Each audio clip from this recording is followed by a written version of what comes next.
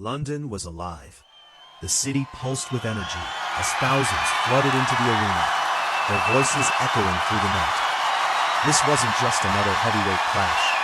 This was North versus South, a rivalry rooted in pride, history, and unfinished business.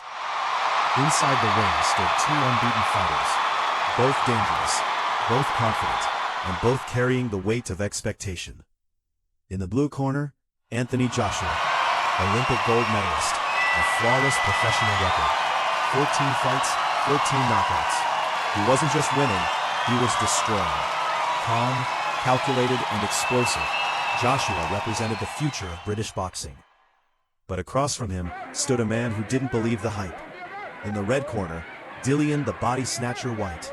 16 fights, 16 wins, 13 knockouts, built on grit, aggression, and raw determination.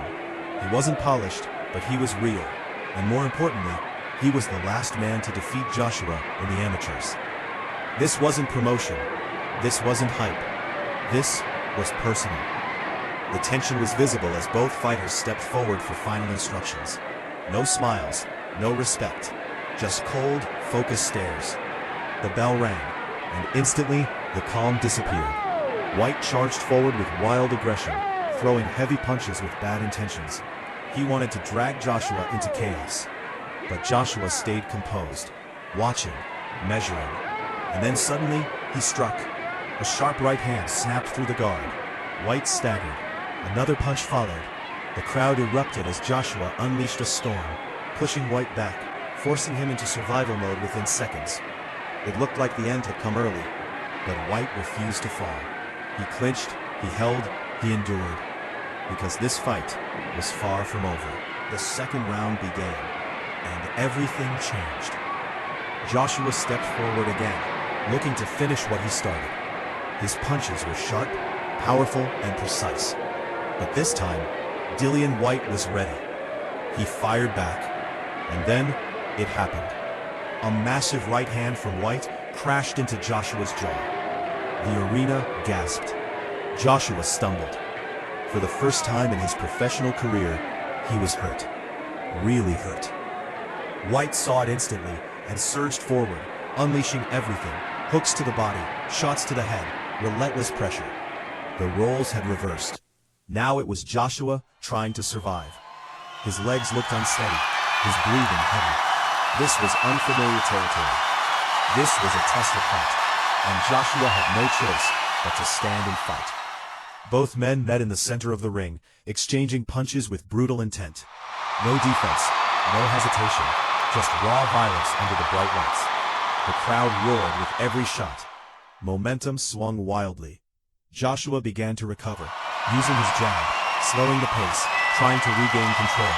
But Whyte refused to back down. Every time he was hit, he responded. Every time he looked shaken, he pushed forward again. It wasn't pretty.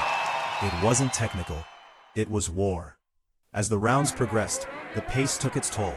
Sweat poured, breathing grew heavier, but neither man stepped away.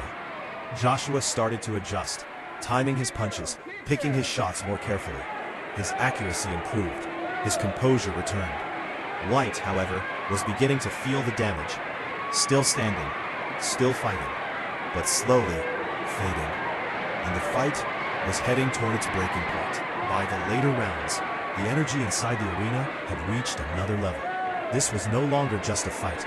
It was a battle of will. Anthony Joshua, now composed and calculated, began to take control. His jab snapped sharply. His right hand landed with precision. Each punch carried purpose. Dillian Whyte, though battered, refused to surrender. Even as the shots landed clean, he continued to fire back. His toughness was undeniable. His chin, tested again and again, somehow held. But his legs told a different story. They wobbled. They betrayed him. Joshua saw it, and he waited. Patient, focused, ready. Then, the moment came.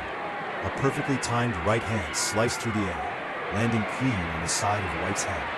It was fast, sharp, invisible. Whyte didn't see it. His balance collapsed, and down he went. The crowd exploded. He tried to rise, tried to steady himself, but the damage had already taken hold. Joshua moved in to finish it. No hesitation, no mercy. A devastating uppercut followed. Clean, powerful, conclusive. Whyte dropped again. This time, there was no doubt. The referee stepped in. It was over. The arena erupted as Joshua stood tall, victorious. But this wasn't a simple win. This was a war he had to survive. For the first time, he had been tested, pushed beyond comfort. And he answered. As for Dillian Whyte, he didn't leave as just a loser. He left as the man who proved Joshua could bleed. On that night in London, two unbeaten records collided, but only one